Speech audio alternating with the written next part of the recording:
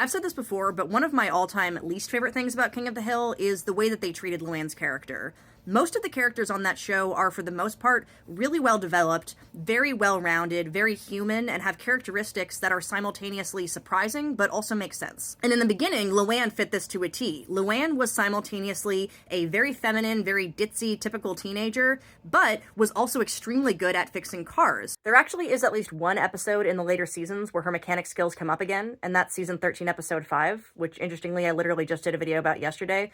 But in that episode, it's just treated as like a quick gag at the beginning of the episode, and even just that is like really refreshing to see, and I really wish they had done more stuff like this. I kind of think what happened here is that there was sort of a reverse Flanderization going on, or I don't know, maybe it's still just regular Flanderization, but instead of this small part of Luanne that was her being good at cars becoming the core of her personality, it just faded away into nothing, while the big parts of her personality, being dumb and ditzy and blonde, became her entire self. And or it was just that it was consistently more convenient for the plot and seemed to make more sense that she would not know about cars, you know? I have heard, and I don't know if this is true, that an original draft of the episode where Luanne meets Lucky, she was going to meet him by basically his car broke down or he had some kind of car problems and she was going to help him fix his car. And instead, they went with a version where she just says that he has pretty rims.